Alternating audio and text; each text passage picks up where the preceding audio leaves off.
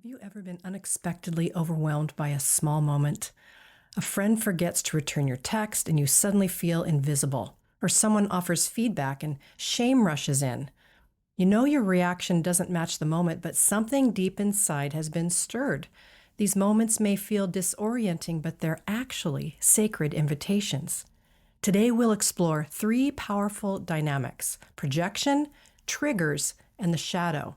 And when you understand them, they can bring clarity, compassion, and transformation to your inner life and relationships. Our inner world often goes unexamined in the busyness of life, but what's unexamined gets expressed through reactions, patterns, and relationship struggles. Now, these three hidden dynamics aren't flaws to fix, they're invitations to wholeness. And I want to walk you through each one with both insight and gentleness. Remember, this is just an overview, but even this much knowledge can help you open to more awareness and keep you on the path to maturity. So let's begin with projection. Imagine standing in front of a mirror, but instead of seeing yourself, you're seeing somebody else. Projection is like that. It's when we unconsciously place parts of ourselves, especially the parts we're uncomfortable with, onto other people. It's easier to say they're controlling, they're selfish, or they're needy than to acknowledge that maybe we're wrestling with those same traits in ourselves. So how does this show up? Well, you might notice yourself irritated by someone who seems to dominate conversations. You might label them as arrogant or attention-seeking. But if you pause for a moment, you might realize that deep down, you have a need to be heard too. One that you've silenced because you learned early on that your voice wasn't welcome. So instead of owning that need, you project it onto someone else and then judge them for expressing what you've been unable to up till now. Or perhaps you feel deeply annoyed by someone's emotional vulnerability. You tell yourself they're too much or they're too needy.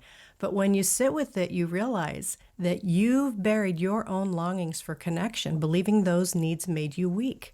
And what you see in them is actually a mirror of something that's unacknowledged in you. So what's an awareness practice for this idea? Let's talk about that for a second here.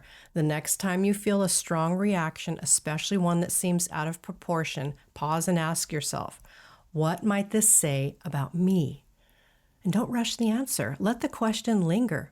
Journaling can help. You can sit quietly in prayer, asking the Holy Spirit to gently show you what you might be projecting onto another person.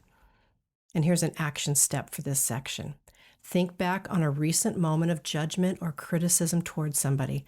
Take a few moments to explore your reaction. What bothered you most? Is there any way that same trait, behavior, or desire lives inside of you? Maybe it's hidden, or maybe you disowned it. Naming this doesn't mean it defines you. It means you're reclaiming something that's been lost. And this is how we can grow in compassion for ourselves and for other people. Well, let's move on to another one. Let's talk about triggers for a moment here. Triggers are actually great news because they are another doorway into a life of deeper maturity. So triggers are like echoes. Something in the present moment reverberates with a sound from the past. My former therapist described this as one event sort of contaminating another event. So someone might say something small and suddenly an emotional wave crashes over you. Why? Because it's not just about this moment, it's about then. A trigger is your body's way of remembering something your mind might have forgotten. And when met with compassion, triggers can become really good teachers. So here's how a trigger might show up. Imagine you're having a conversation with a friend and they offer a gentle suggestion or a correction. Suddenly your chest tightens, your heart races, and you feel like you're under attack. Your friend wasn't necessarily being unkind. In fact, their words were thoughtful, but something in you panicked. Maybe years ago you were constantly criticized or made to feel like you couldn't get anything right, and that past wound just got poked. Or perhaps your spouse forgets to call when they said they would. You find yourself spiraling into feelings of abandonment. Maybe your family of origin struggled with consistency in this area, and so the logical part of you knows it was a simple mistake, but the emotional part is swept away. And that's a trigger, a moment where the past overrides the present. So how can we become more aware of this now? Well, when you feel yourself reacting strongly, try to slow everything down. Put your hand over your heart, take a few deep breaths, and then ask yourself, what does this remind me of? The question opens a doorway to memory, to the past, maybe to the origin of your pain. Notice your bodily sensations. Give yourself permission not to figure it out all right away. Just notice it. Awareness is always a beautiful first step. And if you do want to take further action steps, here's an idea. So my current therapist actually taught me a great line to use when I sense a past event triggering an overreaction in the present. And here's the phrase: this is not that.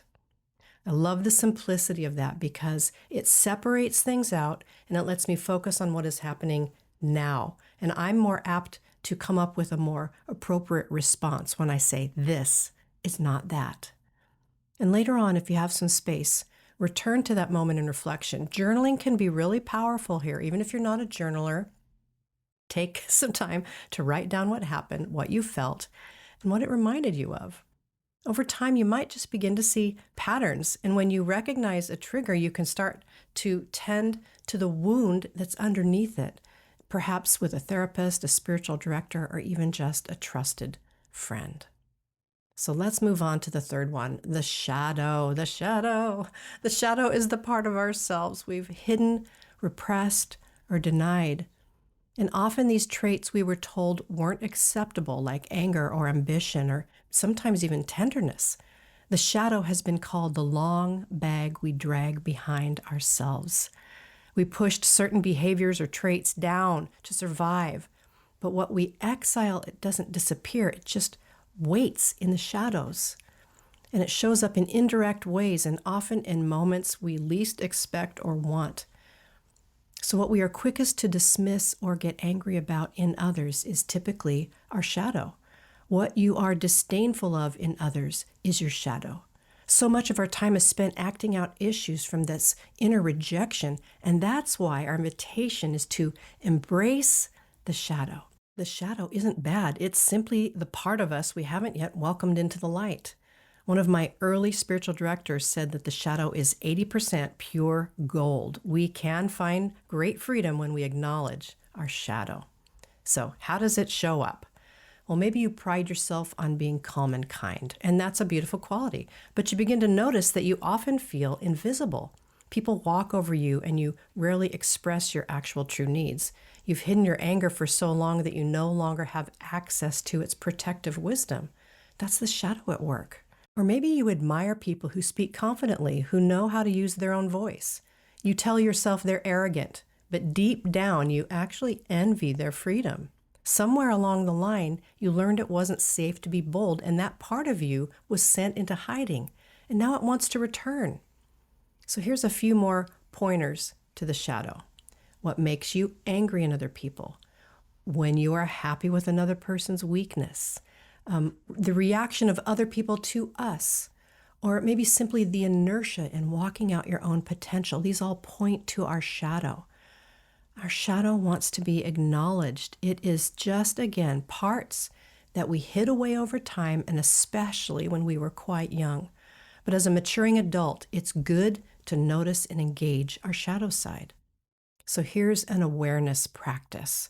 Start noticing what you criticize in others and what you admire.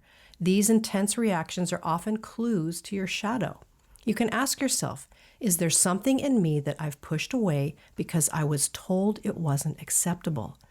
Begin to hold space for these exiled parts with tenderness. And if you want to take an action step here, just choose one trait that you notice and maybe you've disowned it, you've hidden it away. Maybe it's something you judge or something you've longed for but avoided.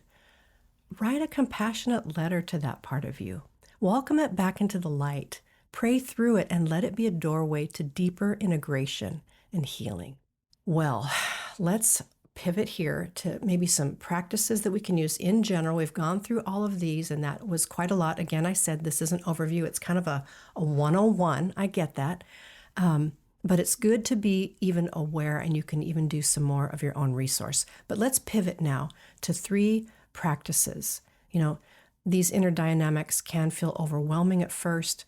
You never have to rush. Here at Unhurried Living, we're never telling you to rush. We're never telling you to overwhelm yourself, but we're saying stay open, stay awake, stay aware, take good, discerned, intentional action. So you don't have to tackle all of this at once. If one of those three was interesting to you, start noticing that one, right? We're not in a sprint. We're unfolding here. We're moving in grace. So here are some ideas to get you rolling if you want to keep moving forward. So first would be just pause and reflect. You've heard me say this so many times. Throughout your week, when you feel off center, ask, what's really going on in me? Give yourself permission to slow down and notice. Take a guess at what might be occurring. Am I triggered? Is my shadow wanting to be seen? Am I projecting? And you don't even have to solve it right now. Just notice which one might be showing up and reflect for a moment. Open yourself to the awareness that one of these three might be occurring. And then second, track your patterns. Start a gentle journaling practice. Write down moments when you projected or were triggered or sensed a shadow part emerge. Over time, you'll begin to see themes, not as flaws, but these are all invitations to healing. All of this is just good information for you to work with in prayer, counseling, or spiritual direction. And then finally, seek some soul companionship. We cannot grow alone. We cannot heal alone. We are not our own doctors, right? So don't do this alone. You know the list. A good spiritual director, a counselor, a pastor, a wise friend can help you hold what you discover in a space of grace. Sometimes we need someone else to help us see what we can't see on our own. And then finally, don't shame yourself for projecting or being triggered or having a shadow. These are all just signs that you are a human being and that you're ready for deeper freedom. As you learn to pause, notice, and welcome all of who you are, you begin to live more freely, more honestly, and more connected to God's love. This is unhurried transformation. This is the way of grace. So if this video spoke to your soul, would you please share it with someone else who needs this kind of gentle wisdom? We are walking this path together. And as always, blessings to you as you make your way forward. If you enjoyed this video, please give it a like and subscribe for more content like this, and click the notification bell so you'll know when we drop any new content. I love connecting with intentional people just like you.